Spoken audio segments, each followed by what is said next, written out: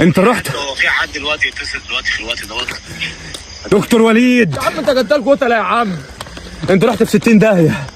انا معايا الورق اللي هيوديك في 60 داهيه، اثبات انك عملت عمليه اسمعني، عملت عمليه لصاحبي بدون موافقه اهله. معنى كده ان اهله ما وافقوش وانت عملت له عمليه ودخلته وصاحبي توفى. الدليل كله في ايدي والورق كله جه من المستشفى. قدرت اخد الورق من المستشفى. لو رحت المستشفى اتاكدت بنفسك. ازيكم؟ هلا والله عليكم. النهارده اتكلم عن طبعا عبد الرحمن مانو، ايه اللي حصل معاه بالظبط. بس انا هتكلم عن الكومنتات السلبيه عشان الناس كتيره يقول ربنا ياخدكم، حرام عليكم، ده هزار وبتاع كل ده. انا بص يا جدعان على الدغري كده، انا عارف كده كويس جدا ده هزار. ليه بقى؟ كل ده مقلب، معنى اصح مقلب. ليه بقى؟ اقول لكم ليه. هو انتم مش واخدين بالكم في الاكونت بتاع عبد الرحمن مانو؟ مش منزل بوست يقول يعني ايه بكر بسوني، يعني ايه يعني ايه صح كده، ايه اتوفى والكلام ده. ده المفروض يقول كده بوست، يقول كده. ده المفروض اي حد يقول كده. اي حد بتاع السوشيال ميديا يعمل بوست يقول الله يرحمك يا صاحبي، الله يرحمك وبتاع. هو مش يعمل كده. انتوا صدقتوا بس في الاستوريات وانتم بتشوفوها عن بتاع الانستجرام بس. تمام. اول حاجه انا مش ذنبي حاجه. تمام. الكومنتات كلها ظاهره اهي. تمام. انا مش ذنبي حاجه اصلا. انا بتكلم تمام علي انا. تمام. بتكلم علي انا يا اخواتي. تمام. انا بتكلم عن المحتوى بس، بتكلم عن المحتوى بتاعه. المحتوى حلو هعمل عليه فيديو واتكلم عليه واطمنكم عليه. هو الحمد لله، هو كويس دلوقتي. تمام. بكر بسوني كويس جدا. تمام. وده كله مقلب. تمام. ليكوا انتوا مقلب، بس استنوا بقى. تمام. استنوا شهر او شهرين بكر بسوني هيطلع يقول كل حاجه. تمام. بس عشان انا مش ذنبي حاجه، اقسم بالله يا اخواتي انا مش ذنبي حاجه. المحتوى ده عجبني هعمل عليه فيديو اتكلم عليه بكل المحترم وكل ذوق. تمام. انا ما قلتش هو ميت ولا الكلام ده. انا عارف كويس اوي هو يعمل مقلب لعبد الرحمن مانو. تمام. وانا قريت شويه كومنتات في اخر فيديو هو نزله، انتوا تشوفوا دلوقتي. ده قريت ده مقلب، ده بجد ده من جد يا جدعان، ده مقلب معنى اصح. لو ده فعلا مش مقلب عبد الرحمن مانو ينزل بوست، بس هو مش يعمل كده. تمام. بس هو ده الحاجة كلها. ناس كتير قوي ده حرام عليكم، حرام، ربنا ياخدكم، ده انا بكره البشر. مش بكره البشر يا جدعان، انا ما عملتش حاجة. انا بتكلم عن المحتوى فقط، مش بتكلم عن الشخصية. فاهمين يعني انتوا فاهمين بس. وده اكيد مقلب، وانا عارف ده مقلب، وانا عارف نفسي انا مقلب. تمام. من ساعة لما انا شفت الفيديو، من ساعة لما انا اتكلمت عليه، ده مقلب. بس ده اول نقطة. يلا بينا نكمل الجزء التاني بتاع عبد الرحمن مانو وبكر بسوني، ايه اللي حصل معاه بالظبط. وكمان عبد الرحمن مانو قال ايه للدكتور، وانتم عارفينه، دكتور وليد. تمام. يلا بينا نشوف. وكمان هطمن ليكم بكر بسوني عايش ولا مش عايش. تمام. يلا بينا يا اخواتي. بس اشترك في القناه واعمل لايك، دوس لايك اشتراك. خلاص يلا تعالوا ننسى بقى. يا جدعان عمر جاب لي الدليل ان سبب وفاه بكر. حد اداله الورق ده في المستشفى. مين اداك الورق ده؟ واحد سألت عليه هناك، فضلت اعيط وازاي ما لقيتش حد. هو صاحب عليا فراح مديني الورق، قال لي خد. ما اعرفش اللي هو اللي صاحبك اللي مات هنا اخر وفاه. ودكتور وليد لسه ماشي من ساعه هناك. دكتور وليد لسه ماشي من المستشفى من ساعه، واداله ورق لعمليه. امسك يا محمد. اداله ورق دوسيه، اداله ورق للعمليه. تعالى يا محمد امسك. يا نهار اسود. ايه بقى؟ انا مش هنفهم حاجه فيه، ده كله كلام انجليزي. ايه دي بقى؟ يعني ايه دي؟ هو يا محمد معده يا جدعان. احنا لو قابلوني لو فهمنا حاجه بربع جنيه. طب احنا معانا رقم دكتور تاني نبعت له الحاجه دي. صورها.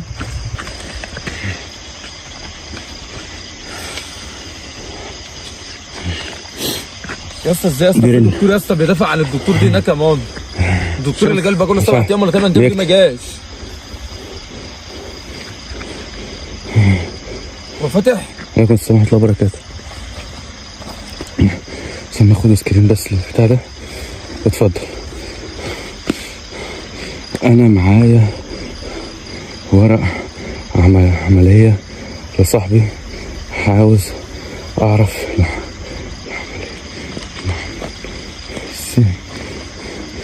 بتكلم مين؟ استنى.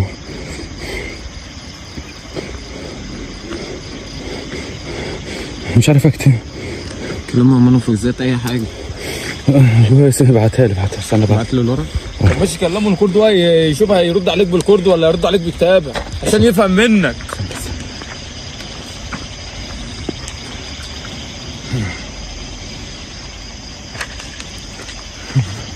بعت له كل الورق اللي معايا، كل الورق اللي جه. على فكره يا عبد الرحمن الدكتور التاني اللي هو بيدافع للدكتور وليد دوت برضه في ان وراه. كل الناس هناك بيقول لك دكتور وليد ما كانش في الورق والاثبات. بالله لا الله. بقول له يا دكتور صاحبي ما كانش عنده حاجه. يا دكتور هو هسجله مش هقدر اكتب.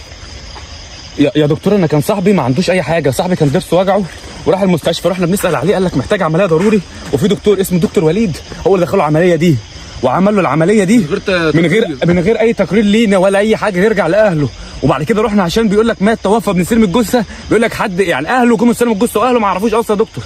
يعني لحد وقتنا هذا يا دكتور احنا خايفين نروح اصلا. قول له ساعدنا يا مان، قول له ساعدنا يا حبيبي. انت فاهم وساعدنا يا حبيبي ما فيش اي اثباتات، العمليه اتعملت، الورق ده ناقص كتير. طب اشرح لي يا دكتور بالله عليك الورق ناقص ايه؟ طيب اقدر اجيبه، اقدر اعمله، اقدر اعمل ايه؟ اقدر اخده.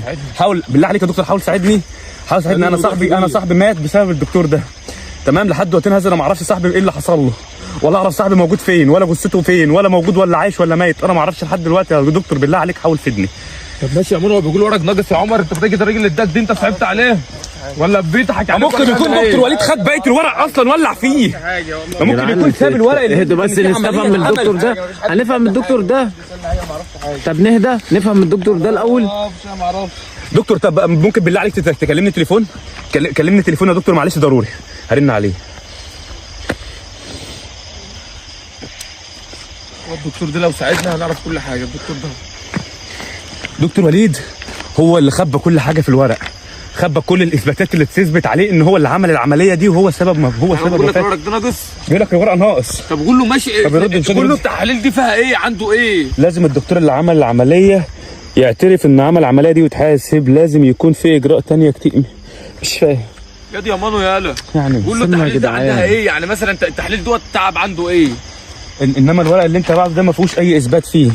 طب الورق ده عباره ايوه التحليل ده ايه؟ يعني ايه؟ مرض ايه ده يا دكتور؟ ضروري ربنا يصبركم وربنا يرحم فاتكم. يا دكتور يا دكتور انا عاوز بس اعرف الورق ده اعرف ادين بيه دكتور وليد، انا عاوز اعرف ادينه بيه. يا عم اسمع كلامي يا عم، وقول له التحاليل دي فيها ايه، احنا مش فاهمين حاجه. قول له دي مرض ايه دي ولا تعب ايه؟ يا دكتور طب هو التعب دوت اللي في التحليل دوت تعب ايه؟ يعني مرض ايه، عايزين نفهم.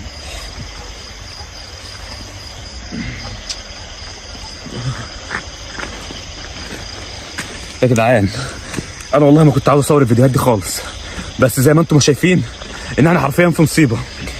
انا بكر بقاله اكتر من كام ساعه احنا ما نعرفش عنه حاجه حرفيا، ورحنا المستشفى يقول لك مات، ورق اثباتات بس مش موجود اسامي حبيبي. العمليه مش مذكوره في الورق، ما فيش اسم الدكتور، ما فيش اسم العمليه، ما فيش اي اقرار ماضي عليه لدخول عمليات.